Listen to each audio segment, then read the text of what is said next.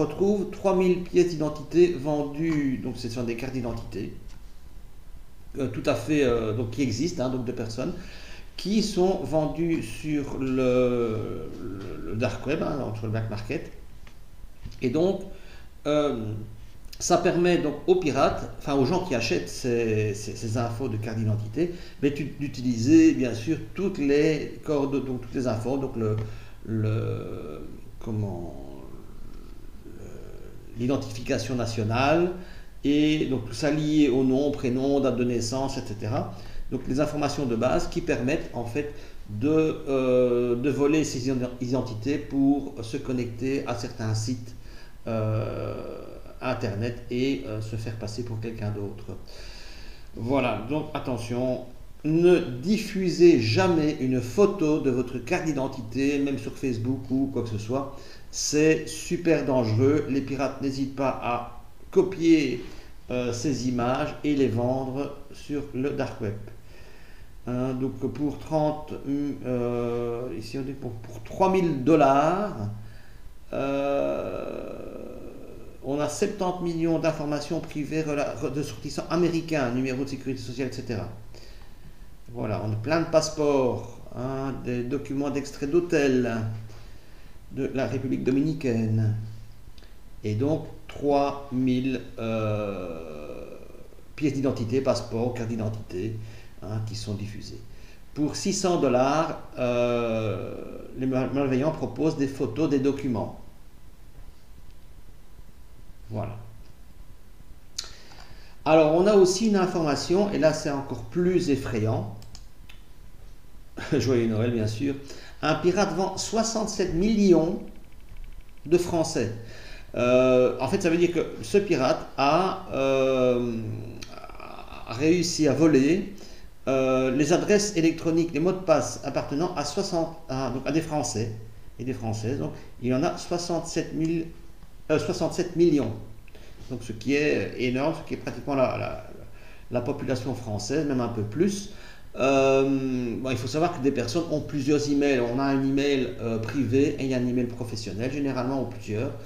Et donc, voilà, tout ça se retrouve dans la nature. Et vous voyez ici la répartition en fait de ces...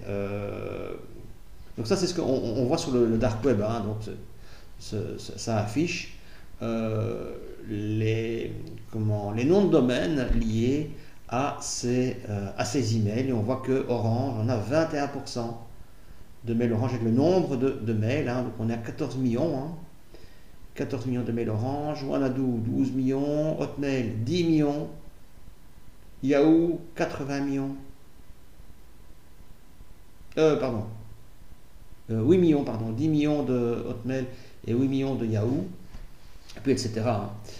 Et donc tout ça est mis en vente pour la somme de...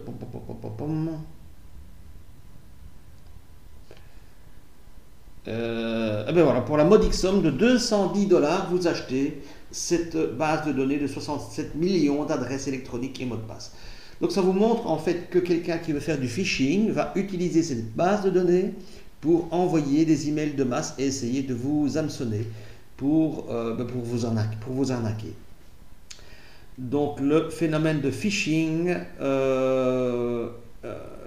donc est de plus en plus courant, et ce genre de base de données qui se vend sur le dark web permet aux personnes qui veulent justement faire du phishing de le faire très facilement et d'avoir une grande quantité d'adresses mail valables pour essayer d'hameçonner un maximum de personnes.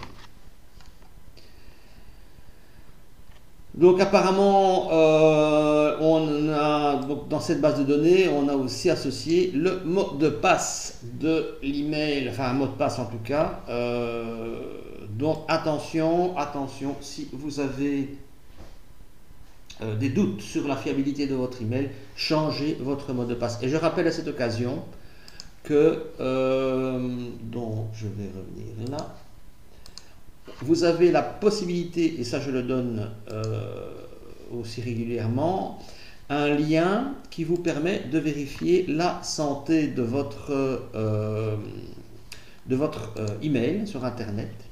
là, je vais faire comme ceci.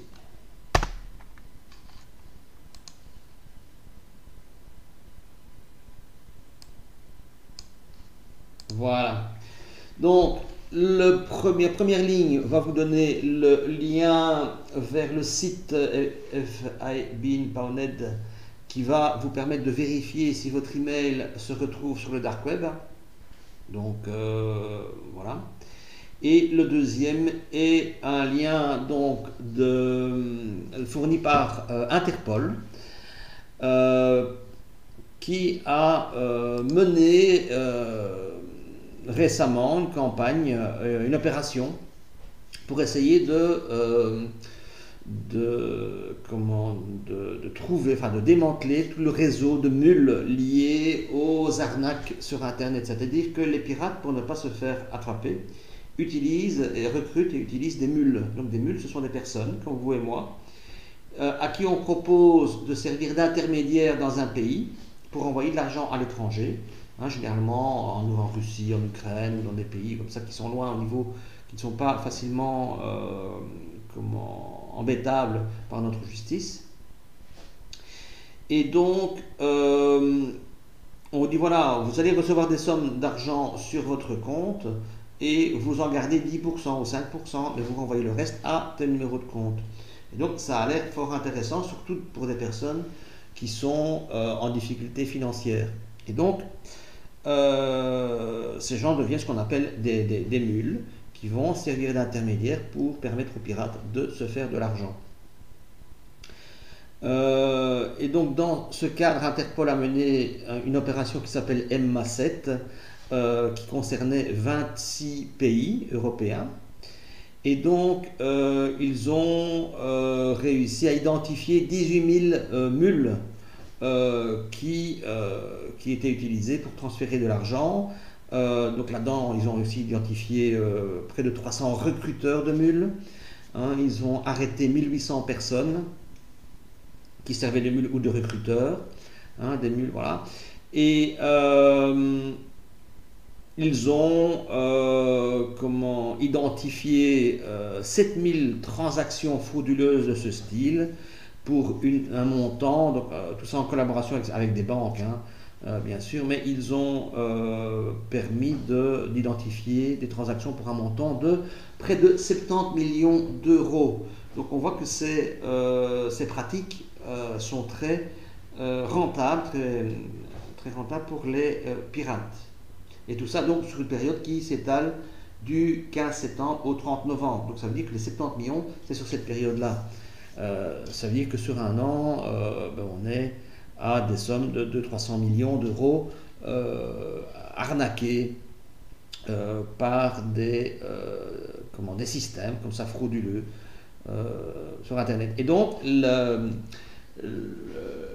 Interpol lance une campagne Don't be a mule. Donc voilà le lien, le hashtag qui est ici. Donc vous pouvez aller vous renseigner sur cette campagne et sur la façon de ne pas devenir une victime en fait de ce genre d'arnaque.